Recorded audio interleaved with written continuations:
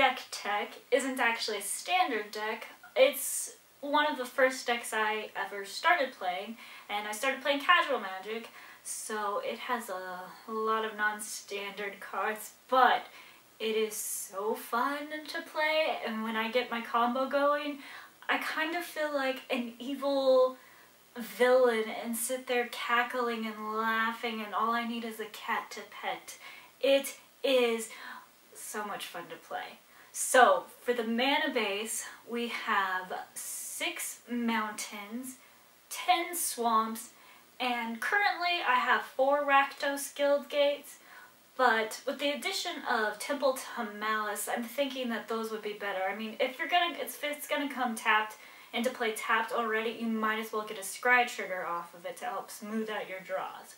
So, but when I first had this deck, I didn't actually know most of any of the Magic cards, and so a lot of this stuff is just kind of cobbled together from different sets, and most of Theros and What Are the Gods and Journey to the Next weren't out, so this needs some adjustments, but it's still a lot of fun to play with how it is. So that's the mana base. For creatures, I have 4 Goblin Arsonists. Now, this is a 1 red mana creature, and it's only a 1/1, but when it dies, you get to do an additional 1 damage to target creature or target player. So this is really fun because you can basically, if your opponent trades with you, you can try, if they have another 1 toughness creature, you can kill that as well, or you can just throw 1 in their face. And it's a really great 1-drop because they're going to not want to block it for a while, and then eventually they're going to have to get rid of it because it's really pesky and really annoying. So for those, I also have 4 Reassembling Skeletons. Now this is a 2-drop, 1 colorless and 1 black mana. It's only a 1/1, and it's also, but it has basically a regeneration. It's not really regeneration, but if you pay 1 colorless and 1 black mana, you can return it from the graveyard to the battlefield tapped. But still, this works really well when you have extra mana. You can sink in and start pulling them out of the graveyards, like literal Reassembling Skeletons, which with the rest of these cards combos really nicely with. So 4 of those. This next creature is the most evilest addition to this set. If you can get more than 1 of these out in play, it's so beautiful. It really is. It's just beautifully evil. I have 4 Blood Artists.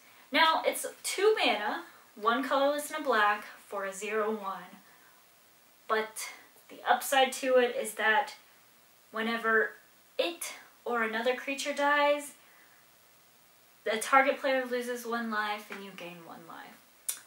And when you have your opponent's losing a lot of creatures, or your creatures are dying, you're gaining life, they're losing life, and if you can get a couple of these out there, it's awesome. So I have 4 of those in this deck.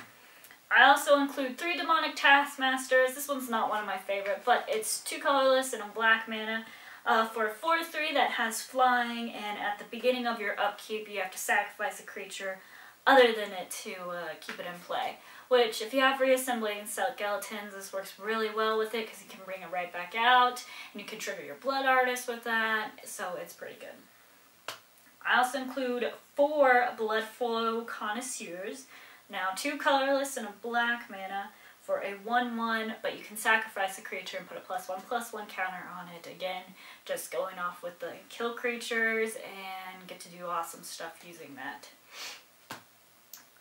It also has 2 Wakedancers. Now that's 2 colorless and 1 black mana for a 2/2, but if it enters the battlefield after a creature has died, you get to put a 2/2 black zombie token into play as well.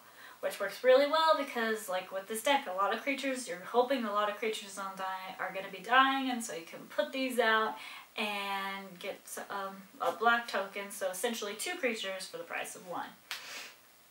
I also have 2 Havengul Vampires. Now they're 3 colorless and a red mana, and it starts off as a 2/2, but whenever it deals combat damage to a player, it gets a +1/+1 counter, and whenever another creature dies, it gets a +1/+1 counter. So it can get really big really fast, which is awesome. I also have 1 Death Demonlord of Ashmouth. It's 2 colorless, 2 black for flying, 5/4 demon, and you get, whenever it enters the battlefield, you have to sacrifice a creature. And it also has Undying, which means it'll come back into the battlefield after it's died once, and it gets a +1/+1 counter at that, which is pretty good, and it'll help with a lot of your combos and stuff when it dies. I also have 2 Harvester of Souls. Now, this card's really expensive, and I don't get to play it very often, but when I do, I love getting to play this card. It's 4 colorless and 2 black mana, but it has Death Touch, it's a 5/5, and whenever another non-token creature dies, you get to draw a card. It's great card advantage when you get to that point in the game. So that's my creature base. I'm thinking what I need to add is a couple of Desecration Demons, because that whole you can sacrifice and tap it works really well with those Blood Artists, and just a couple of these sorceries or these spells that I have too. It would work really well with it. So my first spell I have 4 of is Tragic Slip. It's 1 black mana, and it has target creature gets -1/-1 until end the turn. But it also has this morbid effect, which is if a creature has died after or during the turn it's been or before it's been played, instead that creature gets -13/-13. So more than likely you can kill those really big annoying things that your opponent has, as long as you're able to, even if one of your creatures has died, you chump block and then you Tragic Slip their dude and it's dead. It's good.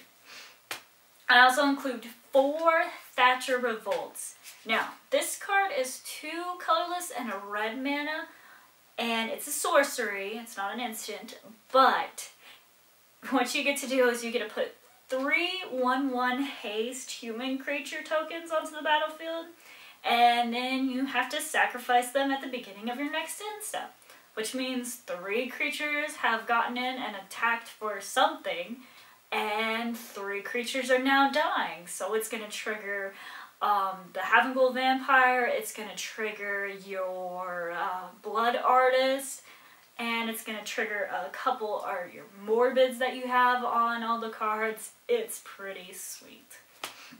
Alright, I also have 4 copies of Brimstone Volley, 2 colorless, and a red mana for, and normally it does 3 damage to a player, but it also has the Morbid, so if something's already died, it'll do 5 damage to a player or creature, which is really good because you can get a lot of people that way with that. And for my last 2 cards, I currently have 2 Grave Pact. Now, this is 1 colorless and 3 black mana, and it's enchantment, and whenever a creature you control is put into a graveyard from play, each other player sacrifices a creature. And you can see why that would be really good in this deck. I'm also thinking about adding possibly a couple of Dictate of Erebos, just because the flash on that and the fact that it only costs, I believe it's 3 colorless and 2 black mana, helps a little bit with the mana problems that you sometimes have in this deck running 2 colors, and it's flash, so you can definitely surprise your opponent with them, but it basically does the same thing. So like I said, there's a lot of good cards that I should have in this deck, and it needs to be reworked a little bit with certain things, but I really love playing this card, and it's one of the things that got me really hooked on Magic, was being able to just destroy your opponent and laugh evilly like a villain. So let me know what you think in the comments below, like this video, and subscribe for more.